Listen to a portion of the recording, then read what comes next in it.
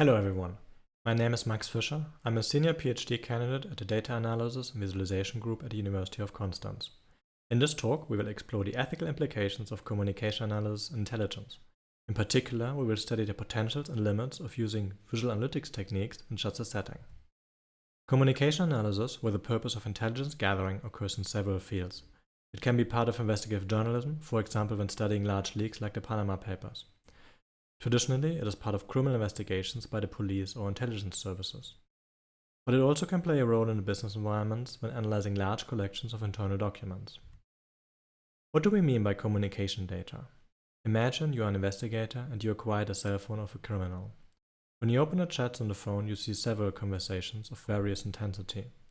The messages contain metadata like timestamps and the actual content, talking about particular topics. Further, you can look at the conversational dynamics of the exchanges. The intelligence domain is particularly interesting due to the ethical implications involved. As in many fields, the use of automated, sophisticated analysis approaches is increasing.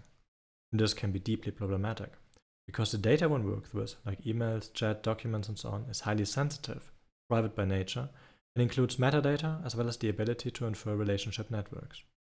The analysis that is conducted is also highly sensitive, requiring particular caution due to the nature of the conclusions to be drawn.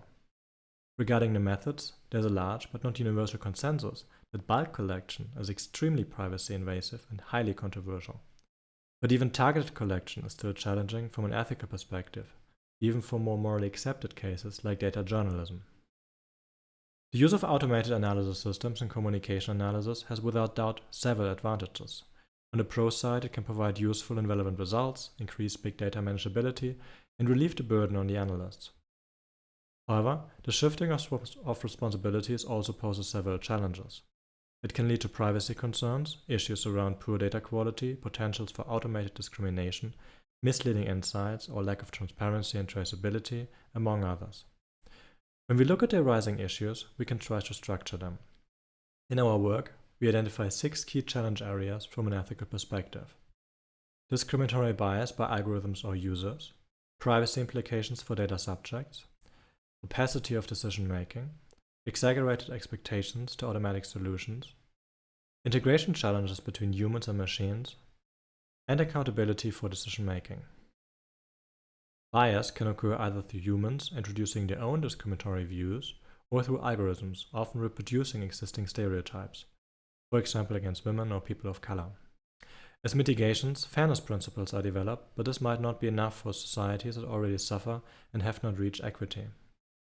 Regarding privacy, the heterogeneous data is problematic as it's mostly uncontrolled and imbalanced, with the majority from unrelated third parties or irrelevant topics. Another issue is the secure storing as well as the processing of the data and access to it, which should be defined, explained, and robustly implemented. Opacity is a challenge because many new solutions use deep learning, which often acts as a black box. And users are typically not machine learning experts, so even if algorithms can be interpreted by experts, this might not be true for regular users. However, often the algorithms are also viewed as trade secrets, which makes challenging their decisions difficult to impossible. Another strand of criticism deals with the connotation that algorithms are mathematical truths, so cannot be false. Also, exaggerated expectations from users can be unrealistic, like the system having a solve crime button. The system itself can be subjective due to the science decisions made, and the erasure of doubt is deeply problematic here. With increased automation, the interplay between humans and machines becomes increasingly relevant. The challenge is to accomplish a good level of integration and balance the level of automation. Supporting the analysis should not lead to competition between system and user. Decisions between simplicity of usage and the accuracy of the results have to be made. Finally, the accountability of the software, its designers and users alike, is a challenge. The question remains how much a software should be held accountable, depending on how explainable and interpretable it is, and the obligations the software providers have in this regard. To study these challenges in detail, we construct a scenario analysis around a hypothetical investigation in counterfeit COVID vaccination passes. The investigation involves different actors from various groups.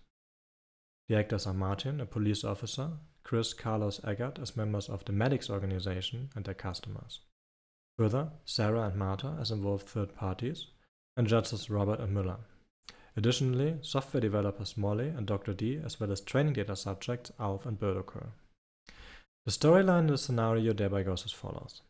Martin is investigating counterfeit vaccination passes that the medics are selling via Telegram. After one member, Chris, is arrested during a traffic stop and his cell phone is confiscated, the data on it is analyzed with a novel Autocom analyzer software. The challenges that are faced in the scenario are inadequate or misleading steering, false flags, coded messages, unrelated content from innocent third parties, and explainability as well as provenance issues. From this scenario, we perform a stakeholder analysis, identifying primary stakeholders, grouping them into 4 pillars: the civil society, the governmental authorities, the software providers, and the data subjects. Here we see how the persons from our example case study position within this framework. Of course, there are more stakeholders, like the press, NGOs, or members of the civil society. Also, the governmental authorities are more differentiated than in our case study, as we show here. And it is apparent that, for example, the suspected targets have different interests than the analysts, which also differ from the interests of the press. So the question remains, how can we balance the conflicting interests of the different actors? Here we come to the second part of our paper, where we investigate in detail how visual analytics techniques can mitigate these conflicting interests. Visual analytics combines automated data analysis with human decision-making through interactive visualizations. We present 4 potential mitigation areas, providing real-world examples.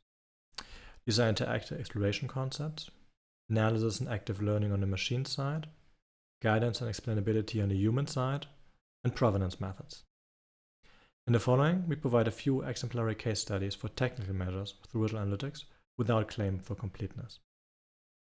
We start with an overall example of a visual analytics application. Here we show Hypermatrix, a conversation topic analysis and probability framework. It allows for the interactive exploration of a deep learning model for communication prediction. The model predictions are visualized, seen in Area B, through clustering and color encoded by their confidence. Interactive control elements on top, Area A, allow general settings to be modified. The main interface allows for semantic zooming, as can be seen in the insets D, showing several different levels of detail. Finally, model corrections in Area C offer in-depth exploration options. So to conclude, visual analytics can offer advanced interaction concepts, use color encoding, dimensionality reduction techniques, user steering, and feedback loops to address the presented challenges in this particular example. In particular, this addresses bias, opacity, and human-machine configurations. When we look at the machine side, we present an example of active learning, where the user supplies examples to the system on demand. Here we show conversational dynamics, a conversation flow analysis toolkit, manually providing positive and negative examples to the system during active learning. Here shown in green and red, which allows the analyst's intuition to be leveraged for difficult or borderline cases. On the right image, we see the classification model applied to communication episodes after active learning for improved filtering.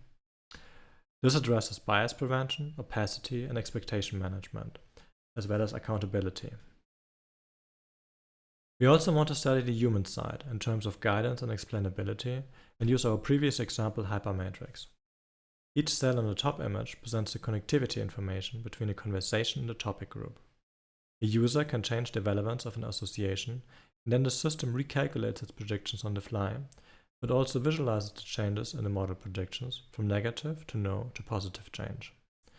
Before the changes are either rejected or accepted, the system nudges the analyst to examine the result for unintended side effects.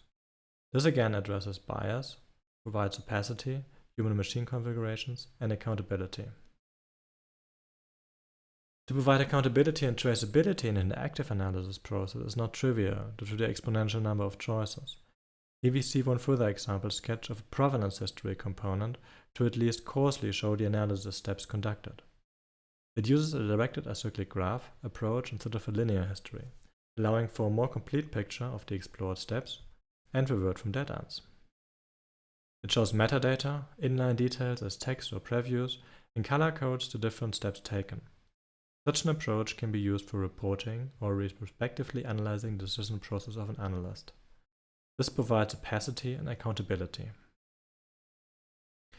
Finally, we describe how these technical measures can be balanced through the interface. We will talk about the risks introduced in a minute.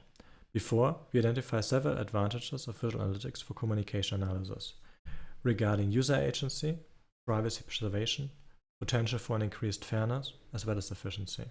Further, VA improves literacy and provides a lot of customization options.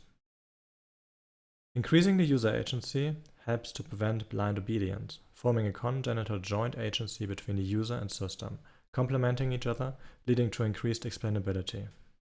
Privacy issues can be addressed through automated guidance, selective but transparent hiding, and user control.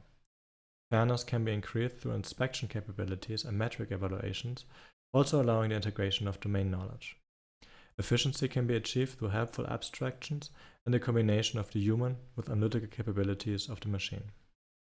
The literacy of such systems can be problematic, while engaging and appropriation are important, the same as documentation and community building, for example through the sharing of recipes. Finally, visual analytics allows for ample customizations, like domain knowledge integration, integration of human expertise, and dynamic adaptation of analysis tasks. However, as we said, the usage of visual analytics also incurs risks and challenges, like a lack of accountability, difficulties in user training, the prevention of automated inequality, the facilitation of critical reflection, and the potentials for human oversight. A lack of accountability can occur, but best efforts have to be made to allow reproducibility, even for difficulties in tracking the hybrid human-machine system, for example through provenance. Community building can ease understanding, made engaging, for example through gamification, and include user forums. However, care must be taken not to ignore the generation gap. Further, automated inequality or racism can be reduced through human and command approaches with machine supervision, together with user training. The design should be reflective, with mutual supervision built in. And finally, human oversight with external reviews, exportable provenance information, and political guidelines should be included. As takeaways, we conclude that ethical considerations have to be an integral part of the design process from the outset. Trying to consider these aspects late in the process typically has less impact. It pays off to consider the interface using visual analytics, including through socio-technical considerations. One should focus on the combination of human and technology through hybrid approaches and the benefits it can provide. But ultimately, the design is a trade-off. It requires careful balancing of conflicting interests and individual cases. And here our paper contribution comes in, which is intended as a stimulus for further considerations. So, if you want to find out more details about ethical awareness in communication analysis and the potentials of visual analytics for intelligent applications, write to us or visit our website at bit.ly/ethicalcommunicationanalysis, where you can find our full paper, which includes many more details and arguments than I was able to present in this short talk.